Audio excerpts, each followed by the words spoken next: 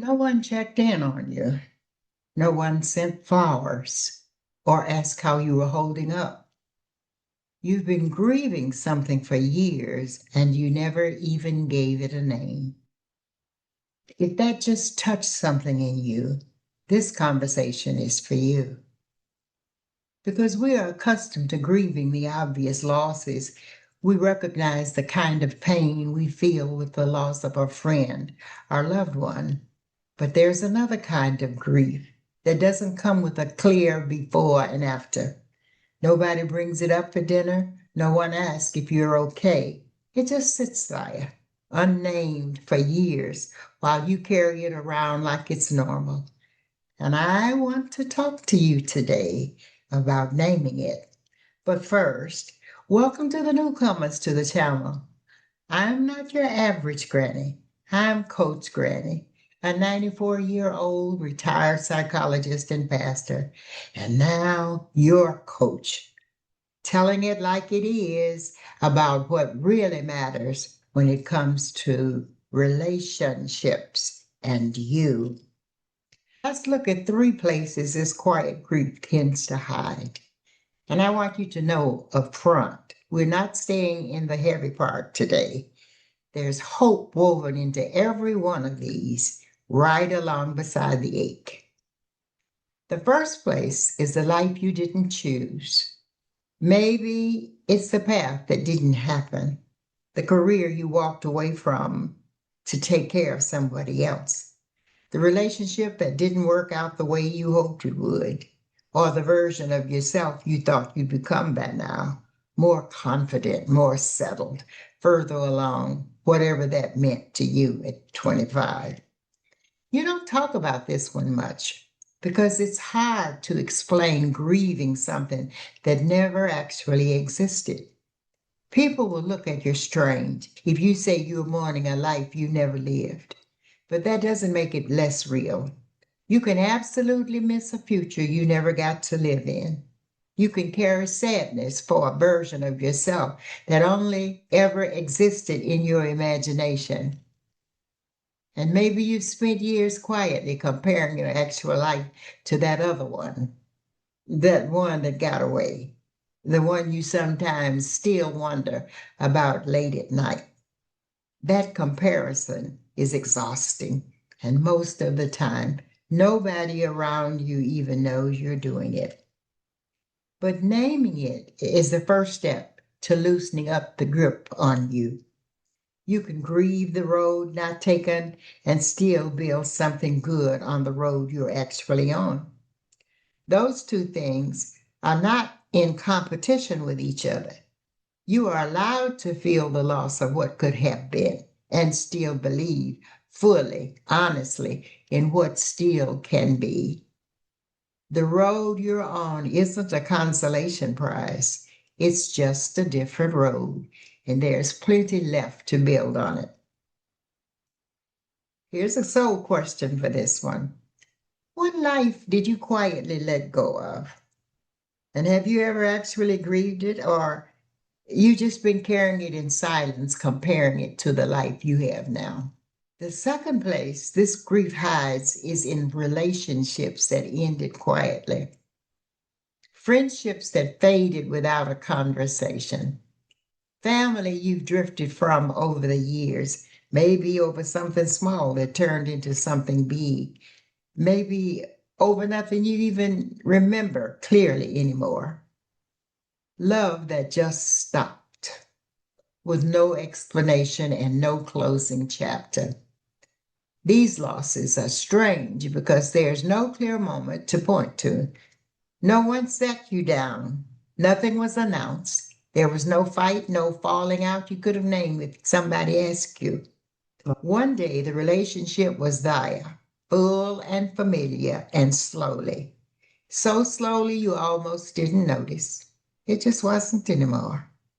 The calls got shorter, the visits got fewer, and then one day you realized it had just been a while. That kind of loss is hard to grieve because it feels almost embarrassing to grieve it. You think, well, nothing really happened, so why does this still hurt? But absence is still a loss. Distance is still a kind of ending. You're allowed to grieve it the same as anything else. And here's the hope in this one. Some of that space got made on purpose, even if it didn't feel like your purpose at the time. Not every relationship is meant to last a lifetime, and that doesn't mean it failed.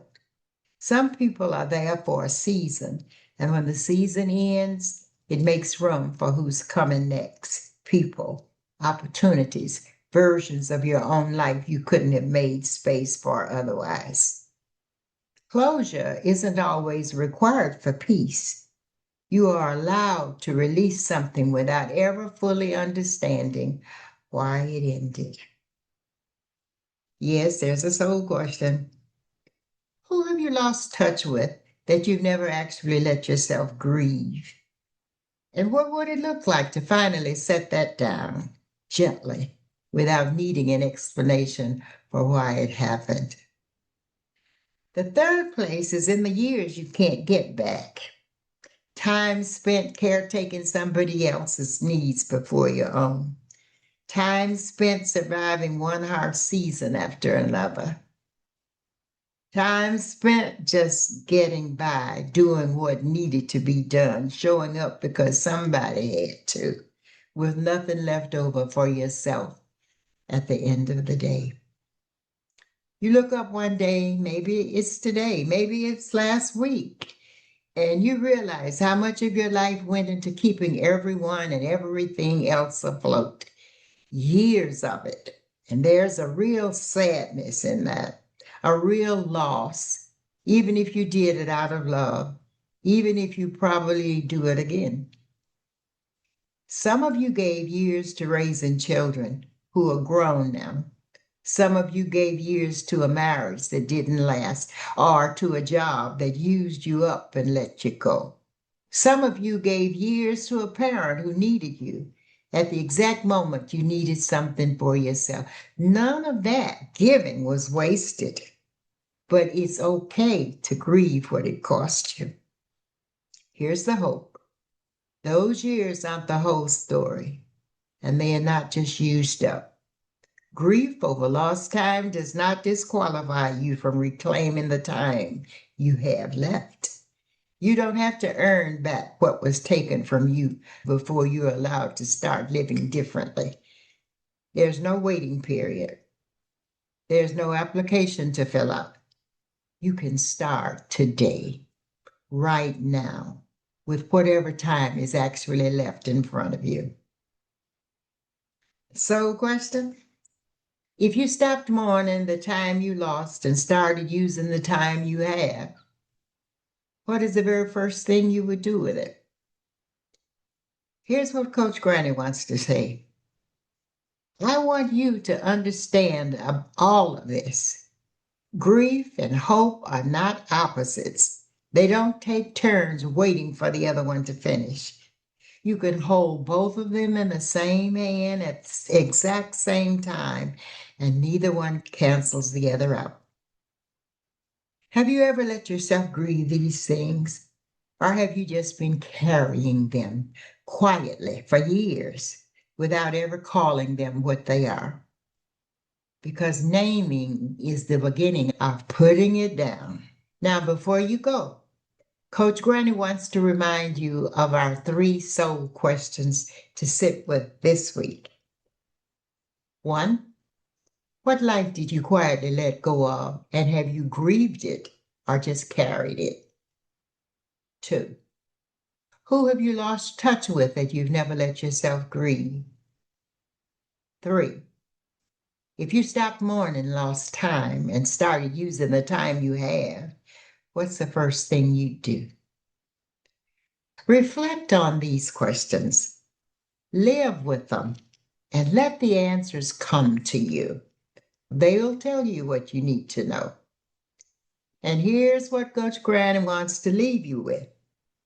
Grief and hope were never meant to be enemies. They can live in the same heart at the same time without one having to win. You are allowed to mourn what you lost and still believe in what's still possible for you. Both things are true, and you don't have to choose. Got it? Good. Until next week, peace, love, and joy. That's what you are. So be you.